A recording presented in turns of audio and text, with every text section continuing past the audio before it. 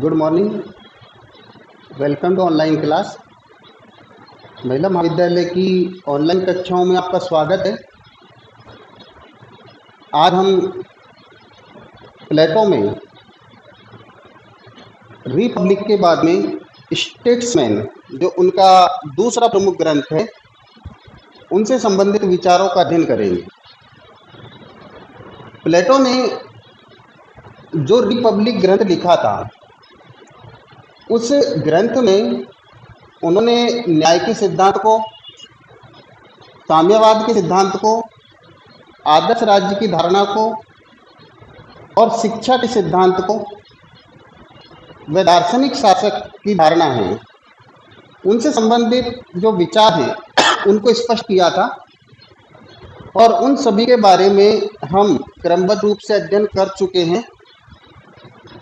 और उन अध्ययनों में ये पाया कि प्लेटो रिपब्लिक के सिद्धांतों के माध्यम से एक आदर्श शासक या दार्शनिक शासक का निर्माण करना चाहता था, और वो दार्शनिक शासक विवेक युक्त हो। ऐसा प्लेटो ने क्यों सोचा? क्योंकि प्लेटो के सामने जो घटनाएं घटित हुई थी, उन घटनाओं से उनके मन और मस्तिष्क पर गहरा आघात हुआ और उन्होंने रिपब्लिक में एक बहुत व्यापक चिंतन कर दिया था। यहाँ हम रिपब्लिक के जो सिद्धांत हैं उनके आगे एक विश्लेषण के रूप में देखते हैं। तो उन्होंने अपना दूसरा ग्रंथ स्टेट्समैन लिखा था।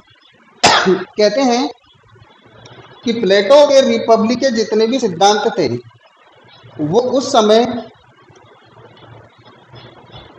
काल्पनिक ही सिद्ध हुए, या हम ये कहें कि वो यथार्थ से परे सिद्ध हुए।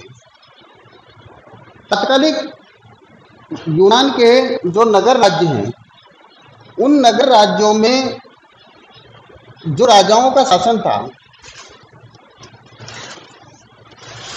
उनके बारे में उन्होंने ये सारे विचार प्रस्तुत किए थे।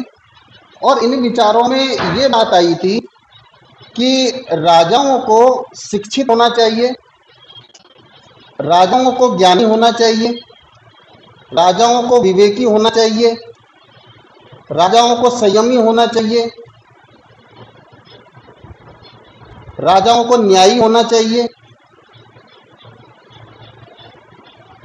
आदि जो गुण हैं वो उन्होंने राजाओं से संबंधित बात की थी कि ये गुण हैं वो राजाओं में होनी चाहिए।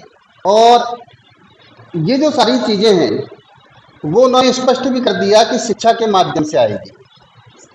और ये शिक्षा किसको किस प्रकार की प्रदान की जाए, ये भी उन्होंने स्पष्ट कर दिया कि जिस व्यक्ति में जिस प्रकार का आत्मिक गुण मौजूद होता है, राज्य उसे उसी प्रकार की शिक्षा प्रदान करते हुए आगे बढ़े। ये चीजें अपने सामने आ रही थी, लेकिन प्लेटो ने स्वयं ने ही स्टेट्समैन को लिखते हुए ये माना था कि मैं जिस आदर्श राज्य की कल्पना कर रहा था और मैं चाहता था कि यथार्थ में यूनान के नगर राज्यों में इस प्रकार के राज्य और राजा होने चाहिए। दार्शनिक राजा हो, आदर्श राज्य हो, दार्शनिकों का राजा हो, राजाओं का दार्शनिक हो। ये चीज निर्मूल ही सिद्ध हुई है, क्योंकि एथेंस के राजा डायनोसियस प्रथम और द्वितीय के ऊपर उन्होंने ये परीक्षण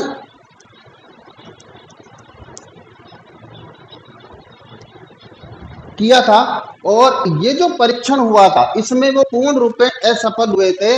और बात यहाँ तक आ गई थी कि डायनोसियस द्वितीय ने तो ये तक कह दिया था कि प्लेटो को कारावास की सजा प्रदान की जाती है। यानी कि प्लेटो को अपने विचारों के लिए डायनोसियस द्वितीय ने कारावास तक की सजा दे दी।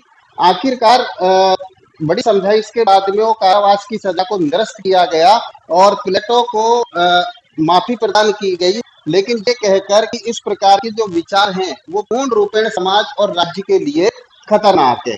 तो यहाँ पे इसी वजह से प्लेटो ने आगे चलकर अपने ग्रंथ स्टेट्समैन में कल्पनाओं से आगे निकलकर एक यथार्थ राज्य की बात की थी। ये जो स्टेट्समैन है, इसे हम देखते हैं तो ग्रीक भाषा में जो राजनीति है उसे अंग्रेजी भाषा में पॉलिटिक्स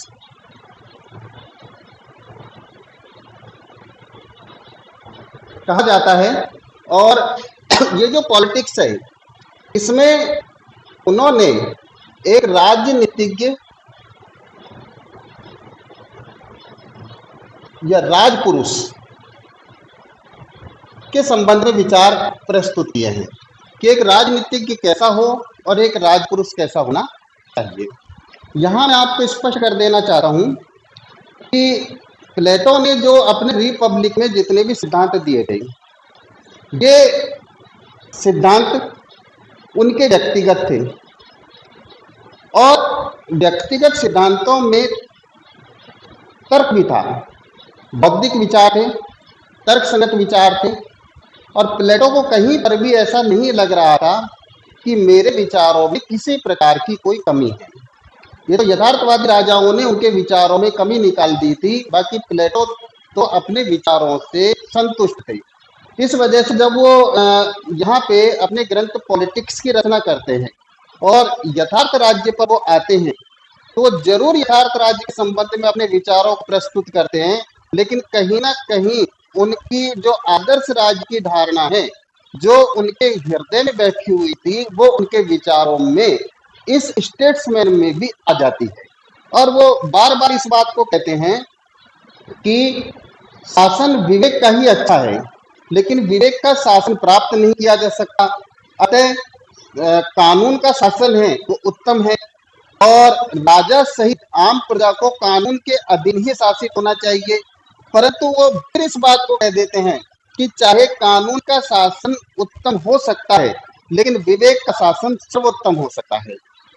अतः वो अपनी जो विचार हैं उनको कहीं न कहीं इस स्टेट्समैन में भी पूर्ण रूपेण लाते हुए दिखाई देते हैं। यहाँ वो कहते हैं कि स्टेट्समैन में पूर्ण विचार है कि एक ऐसा राजनीतिज्ञ होना चाहिए, एक ऐसा राजपुरुष होना चाहिए जो कानून के आधार पर शासन करे। तो यहाँ ये कहें कि पहले जो प्लेटो ने ये परिभाषा दी थी कि विवेक के आदेश ही कानून हैं, अब उन्होंने ये कह दिया कि कानून के द्वारा दिए गए जो आदेश हैं वही उत्तम है। यानी कि यहाँ उन्हें अपने स्टेट्समैन में अपनी जो परिभाषा है उसको परिवर्तित करना पड़ा। ये जो स्टेट्समैन है, इसके बारे में ये भी कहा जाता है कि प्लेटो यूनान में सबसे पहले ऐसे विद्वान थे जिन्होंने शासन व्यवस्थाओं के बारे में अपने विचार प्रस्तुत किए थे। और शासनों का जो वर्गीकरण है, वैसे तो सही तरीके से, वैज्ञानिक तरीके से इन्हीं के शिष्य अरस्तु ने अपने ग्रंथ पॉलिटिक्स में उसको बताया है। लेकिन यहाँ ये कहें कि अरस्तु ने भी अपने संविधानों के वर्गीकरण का जो आधार है वो प्लेटो के वर्गीकरण को ही बनाया है। अपने गुरु ने जो पहले वर्गीकरण प्रदान कर दिया था स्टेट्समैन में, उसी वर्गीकरण को उन्होंने यहाँ उठाया है। तो स्टेट्समैन में यहाँ प्लेटो हैं वो ये कहते हैं कि कानून के आधार पर जो शासन होता है वो संख्या के आधार पर होता है और संख्या के आधार पर ही ये देखा जाता है उसमें कि अगर कानून में किसी प्रकार की कोई विकृति होती है या कानून के आधार पर शासन नहीं चलता है तो उसका रूप क्या होता है, और कानून के आधार पर शासन चलता है तो फिर वो संख्या के आधार पर उसका रूप क्या हो सकता है। इसको अपन एक सारणी है उसके आधार पर स्पष्ट करेंगे जो उन्होंने बताया। इसमें सबसे पहले इस सारणी में अपन लेते हैं शासकों की संख्या।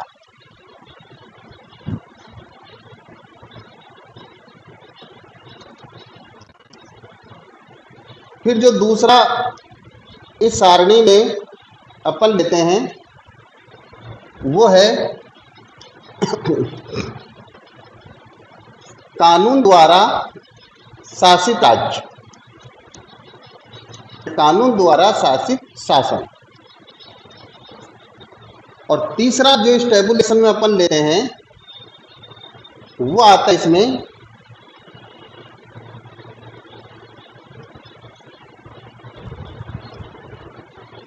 कानून द्वारा शासित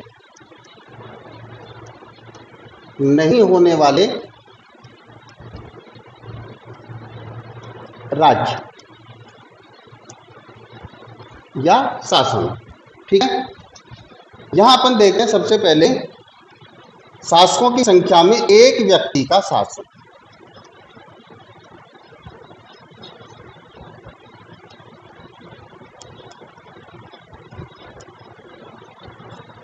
एक व्यक्ति का शासन। दूसरा अपन शासकों की संख्या में देखते हैं कुछ व्यक्तियों का शासन।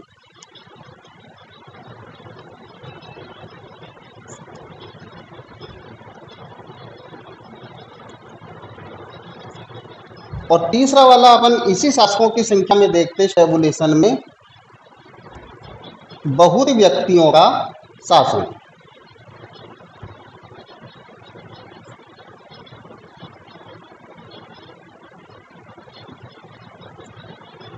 शासकों की संख्या क्या हुई? एक व्यक्ति, कुछ व्यक्ति और बहुत व्यक्ति। ठीक है, अब यहाँ एक व्यक्ति का जो शासन हो रहा है इसमें दो प्रकार की जो बातें हैं वो आ जाती हैं। अगर शासन कानून के द्वारा हो रहा है तो वो शासन होगा राजतंत्र,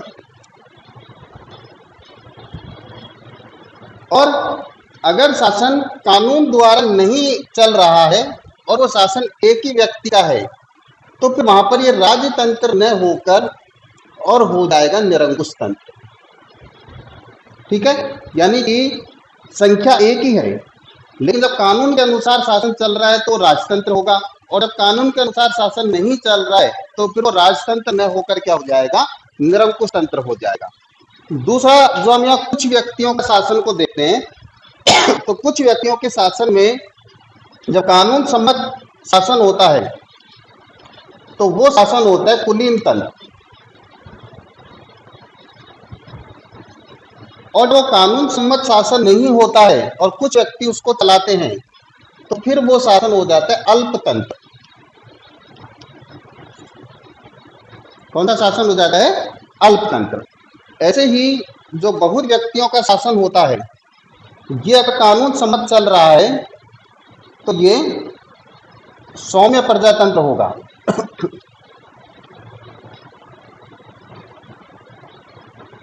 और अगर ये कानून के अनुसार नहीं चल रहा है बहुत व्यक्तियों का शासन तो ये अतिवादी प्रजातंत्र होगा।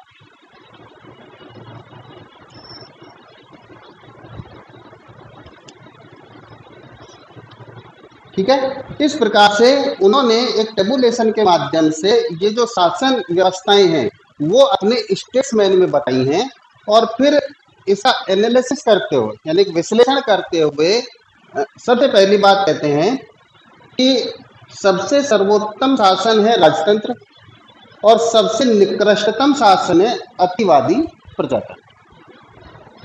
फिर कहते हैं दूसरी बात कि बहुत व्यक्तियों के शासनों में सौम्य प्रजातंत्र है, इसमें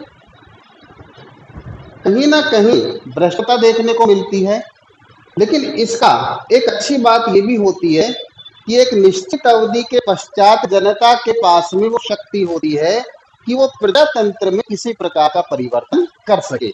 यानी कि शासन का संचालन जो व्यक्ति कर रहे हैं उन व्यक्तियों को हटाकर और अन्य व्यक्तियों को वो निर्वाचित कर सकते हैं या उनको अपना प्रतिनिधि बनाकर और उन्हें विजेता बना सकते हैं, और फिर वो व्यक्ति हैं वो उनके ऊपर शासन कर सकते हैं। तो यहाँ पर एक तरीके से इसमें जो बदलाव की धारणा है उसमें एक उत्तरदायित्व वाली बात आ सकती है। यानी कि प्लेटो ये कहना चाह रहे हैं कि जैसा उन्होंने अपनी रिपब्लिक ग्रंथ में ये कहा था कि एक विवेकी शासन ही अच्छा होता है एक व्यक्ति का, और वो सर्वोत्तम शासन कौन सा है? राजतंत्र है। तो यहाँ पे स्टेट्समैन में उन्होंने ये कर दिया कि एक विवेकी का शासन है वो यथार्थ में तो आ नहीं सकता। तो अब यथार्थ में वर्तमान में बहुत व्यक्तियों का शासन सौम्य प्रजातंत्र स्थापित हो सकता है, इसमें भ्रष्टता भी देखने को मिलती है, लेकिन एक अच्छी बात इसमें ये भी आ जाती है कि इसमें जनता को परिवर्तन करने की शक्ति भी प्राप्त हो जाती है। इस रूप में जो प्लेटो है उन्होंने अपने स्टेट्समैन है उसमें शासन व्यवस्थाएं हैं उनका वर्गीकरण किया था। तीसरा जो उनका ग्रंथ आता है वो ग्रंथ आता है उनका लॉज, दी लॉज। ठीक है, कहते हैं कि ये जो ग्रंथ है वो उनका वृद्धावस्था में लिखा गया था और जो उनकी मृत्यु हो गई थी उनसे 1 वर्ष पश्चात 348 ईसा पूर्व में इस ग्रंथ को प्रकाशित किया गया था।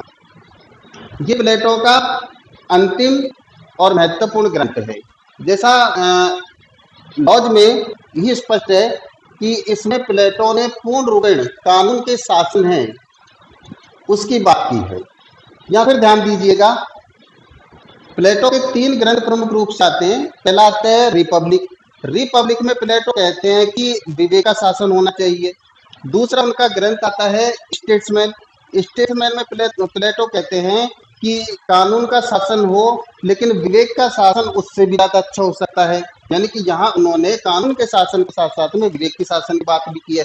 और जो लॉज ग्रंथ है उसमें वो विवेक को पूर्ण रूप में भूल गए हैं। ये कहते हैं कि विवेक का शासन यथार्थ में प्राप्त नहीं किया जा सकता, अतः यथार्थ में तो कानून का शासन ही प्राप्त किया जा सकता है, कानून का शासन ही उत्तम होता है।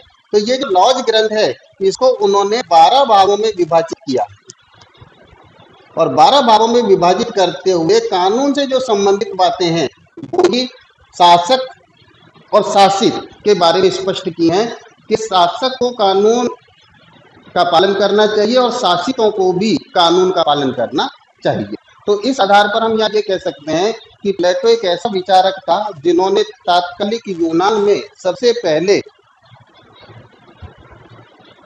एक ऐसा ग्रंथ लिखा था जो ग्रंथ यूनान में ही क्या संपूर्ण विश्व में प्रसिद्ध हुआ।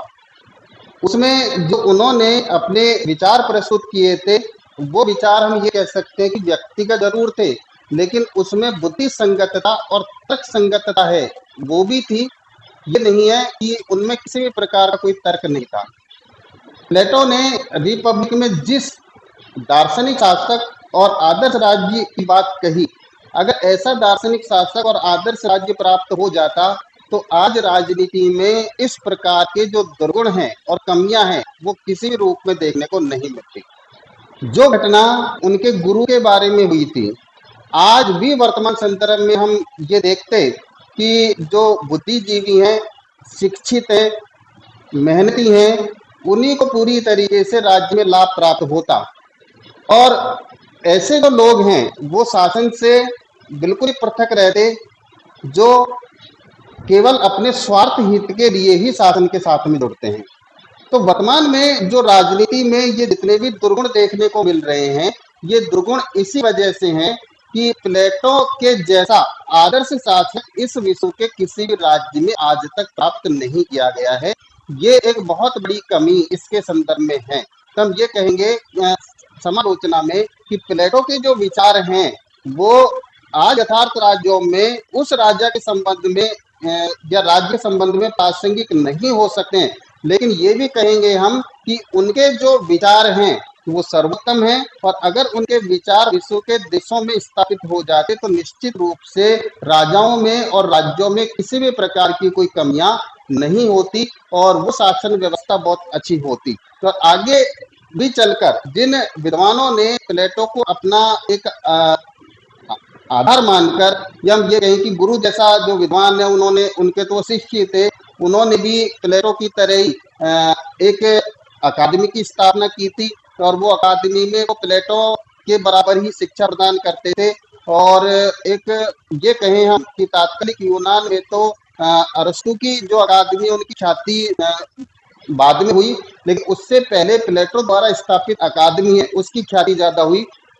दर्शन शास्त्र, तर्क शास्त्र, द्वंद्वाद आदि की शिक्षा उन अकादमियों में प्रदान की जाती थी और वहां से जो बालक निकलते थे वो वास्तव में ही सद्गुण संपन्न होकर निकलते थे और फिर उनमें नैतिकता का जो वास है वो भी पूर्ण रूपेण होता था। तो प्लेटो इस प्रकार के आदर्श राज्य की बात करते थे, जो आदर्श राज्य इस यथार्थ जगत में सर्वोत्तम हो सकता था, लेकिन ऐसा नहीं हुआ। आज हम इस प्लेटो के जो प्लेटो के बारे में हमने अध्ययन किया है, इसको इस स्टेट्समैन और लॉज के साथ में ही आज हम समाप्त करते हैं, और आगे हम जो नेक्स्ट विद्वान है उनके बारे में अध्ययन करेंगे। आप निरंतर जुड़े रहिएगा। धन्यवाद।